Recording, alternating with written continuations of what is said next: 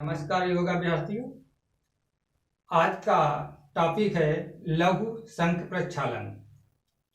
तो लघु शंख प्रक्षालन का हम पहले आपको एक क्रमवार से पूरा उसका तरीका बताते जाएंगे। सबसे पहले हम आपको दे रहे हैं परिचय, शंख प्रक्षालन का परिचय।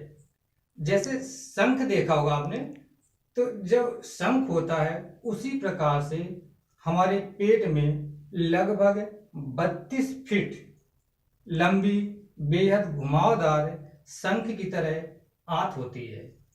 तो उन आंतों की सफाई के लिए जिस हम छोटी सी प्रक्रिया का प्रयोग करते हैं उसे कहते हैं लघु शंख प्रक्षालन।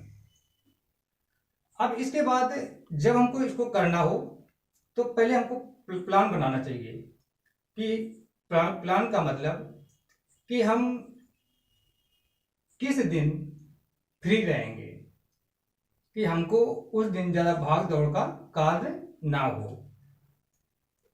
तो हम फ्री रहें। इसके बाद फिर इसमें जो 5 आसन बताए जाते हैं, 3 आसन खड़े होकर के, 1 आसन उल्टा लेट करके और 1 आसन बैठ करके, तो कुल 5 आसन करने होते हैं। तो उन 5 आसन का हम 2 दिन या 3 दिन पहले से इनका अभ्यास कर लेते हैं, ताकि जिस दिन हम लघु शंख प्रक्षालन करें तो उस दिन हमको थकान ना हो। तो ये आपका हो गया प्लान। अब बात आती है कि कुछ साधक कहते हैं हम इसको क्यों करें। हमारी आंतों में जो हम भोजन करते हैं तो भोजन के माध्यम से विषैले पदार्थ हमारी आंतों में जम जाते हैं, इकट्ठा हो जाते हैं। तो उन आंतों से उस विषैले पदार्थों को हम कैसे निकालें, उसी का एक ये छोटा सा रूप होता है लघु शंख प्रक्षालन। अगर हमें अपनी आंतों की पूरी सफाई करनी हो तो हम करते हैं पूर्ण शंख प्रक्षालन। तो अभी हमको लघु शंख प्रक्षालन करना है, तो इसी विषय में हम चर्चा करेंगे। अब चलते हैं अगले टॉपिक पर कि लघु शंख प्रक्षालन से लाभ क्या है। तो लाभ दोस्तों बहुत से हैं।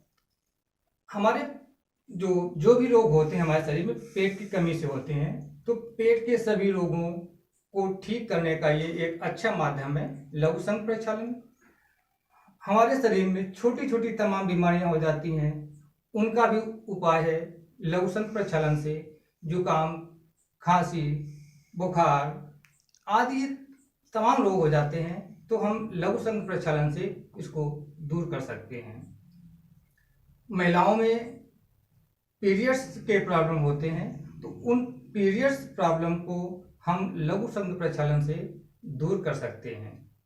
तो ये हो गया लाभ। अब प्रश्न आता है कि हम इसको कब करें। लघु शंख प्रक्षालन अगर हम 1 माह में करते रहें, 1 महीने में 1 बार करते रहें, तो हमारे शरीर पे लगभग 100 बीमारियां नहीं आएंगी। जब हमारा पेट साफ रहेगा तो हम बहुत सी बीमारियों से बचते रहेंगे। अगर हम इसको 1 महीने के अंतराल पर करते रहते हैं तो हम तमाम तरह की बीमारियों से बचते रहेंगे। तो ये आपका प्रश्न हो गया कि कब करें। इसके बाद अब अगला टॉपिक आता है सावधानी। हमको इस क्रिया से सावधानी भी रखनी है। अगर हार्ट रोगी हैं तो हम उनको ये क्रिया नहीं कराते हैं, लीवर रोगी हैं उनको भी हम ये क्रिया नहीं कराते हैं, अगर किसी पेशेंट को चक्कर आने की बीमारी है तो भी हम उनको ये क्रिया नहीं कराते हैं। तो ये हो गई छोटी सी सावधानी हो गई। लेकिन इस क्रिया को अकेले में नहीं करना चाहिए, कोई जानकार योग गुरु हो तो ज़्यादा अच्छा होता है। अब चलते हैं अगले टॉपिक पे, सामग्री। हमको क्या क्या आवश्यकता पड़ती है। तो इसको करने से पहले हमारे शरीर पे ढीले वस्त्र होने चाहिए। 2 लोगों के मध्य में एक टॉयलेट होना चाहिए, क्योंकि जब हम टॉयलेट जाएंगे, अगर 2 से अधिक लोग हैं तो एक टॉयलेट में खींचातानी मचेगी, आपको दिक्कत हो सकती है।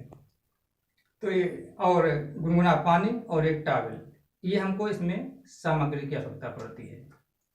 इसके बाद इसमें जो अभी हम बताया आपको कि 5 आसन करने होते हैं, तो उन आसनों का क्रमवार ज्ञान होना चाहिए कि हम किस क्रम में कौन सा आसन हमको करना है।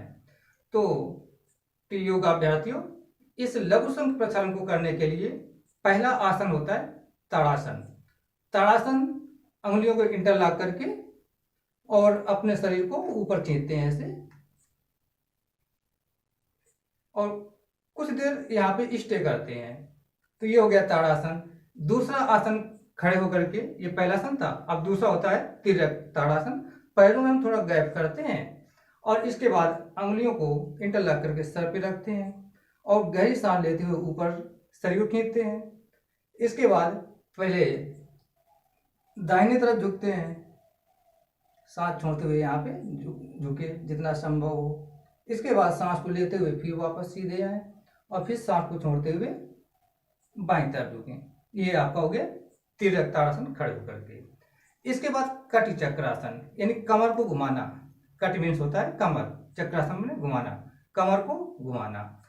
तो यहाँ पे पैरों पे थोड़ा गैप रखें और अपने हाथों को चेस्ट के समांतर ऐसे फैला लें और दाहिने तरफ जितना हो सके उतना सांस को छोड़ करके घूमते जाएं। अब सांस को लेते हुए वापस आए, फिर सांस को छोड़ते हुए बाईं तरफ जाएं। तो ये हो गया कटि चक्रासन। इस प्रकार से 3 आसन हो गए खड़े होकर के। चौथा आसन उल्टे लेट के करना है। आप इस प्रकार से लेट जाएं। इसको हम भुजंग आसन भी कहते हैं। सांस लिया और पहले हम दाहिने तरफ घूम करके अपने एड़ियों को देखते हैं। इसके बाद फिर से अपनी पूर्व अवस्था पे, इसके बाद फिर ऊपर सांस लेते हुए, सांस को छोड़ते हुए फिर से एड़ियों को देखते हैं। ये चौथा आसन था तिर्यक भुजंगासन। इसके बाद 5वां आसन होता है उदराकर्षण आसन। इसमें हम उपलू अवस्था पे इस प्रकार से बैठ जाते हैं, पैरों में थोड़ा गैप, हाथों को घुटनों में रखें और दाहिने पैर के घुटने को बाएं पैर पे इस प्रकार से लगाना है और अपोजिट दिशा में घूम देखना है। इसके बाद फिर से अपनी अवस्था पे आ जाएं। अब बाएं पैर को दाहिने पंजे पे लगाएं और अपोजिट साइड पे देखना है। तो ये 5 आसन हो गए। 3 आसन खड़े होकर के, एक आसन लेट करके और एक आसन बैठ करके। ये 5 आसनों का एक पैकेज होता है इसमें। अब आती है विधि, हमको करना क्या है। पहले हम अपने योगाभ्यार्थी को 1 गिलास गुनगुना पानी पिलाते हैं। इसके बाद 5 मिनट के लिए वार्म अप करवाते हैं। फिर इसके बाद 5 मिनट के वार्म अप के बाद हम 2 गिलास पानी पिलाते हैं और इन्हीं 5 आसनों को क्रमवार 3-3 बार के सेट कराते हैं। इसके बाद उस योगाभ्यार्थी को टॉयलेट जाना होता है। टॉयलेट आने पे वो मल त्याग करेगा। इसके बाद वहां से आकर के उसको हम फिर 2 गिलास पानी पिलाते हैं। अब की बार हम इन 5 आसनों को 5-5 बार के सेट पे करवाते हैं। इसके बाद वो फिर टॉयलेट जाएगा। इस प्रकार से हम ये क्रिया 5 बार करवाते हैं। 5 बार की क्रिया को कराने के बाद हमारी आंतों से जो मल इकट्ठा था आंतों में वो बाहर हो जाता है, हमारी पेट की शुद्धता हो जाती है, सफाई हो जाती है।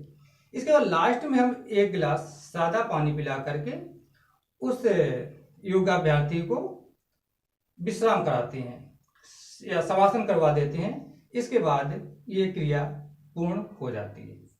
लेकिन अब भी कुछ सावधानी, इसमें विशेष सावधानी होती है कि जब ये क्रिया पूर्ण हो जाती है तो हम उस योगाभ्यार्थी को सलाह देते हैं कि कोई भी भारी कार्य नहीं करना है, नशे का सेवन नहीं करना है, बाहर हमको घूमने के लिए आवश्यकता हो तो जाए, नहीं तो नहीं जाना है, कूलर पंखे आदि की हवा से बचना है, ठंडा पानी नहीं पीना है।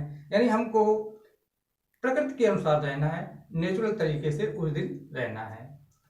अब इसके बाद आता है कि हम इस क्रिया को करने के बाद भोजन क्या करें। आपको उस दिन कोई भी गरिष्ठ भोजन नहीं लेना है। भरपेट भोजन एकदम से नहीं खाना है। आपको पहले खिचड़ी का प्रयोग करना है, वो भी घी डाल करके, ताकि हमारे आंतों से जो मल बाहर निकला है वहाँ पर आंतों को चिकनाई करने के लिए घी युक्त खिचड़ी का प्रयोग करते हैं। इसके बाद रात्रि में आपको दाल या सब्जी या और 2 चपाती, अगर वो चने की हो, बेसन की हो तो अति उत्तम है। इसके बाद आपको विश्राम करना है। अगले दिन से आप जैसे अपनी दिनचर्या रखते थे उसी प्रकार से करना है। अब आप लगभग 1 महीने के लिए फिट हो जाते हैं।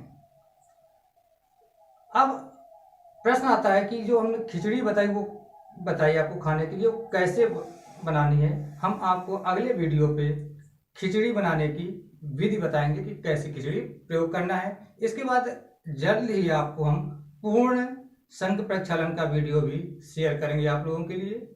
आप लोग को ये वीडियो कैसे लगा आप कमेंट्स के माध्यम से जरूर सूचित करें, लाइक करें, शेयर करें। यदि आपने वीडियो हमारा सब्सक्राइब नहीं किया है तो सब्सक्राइब करके बेल आइकन का प्रयोग करें, ताकि हमारी वीडियो आप तक पहुंचते रहें।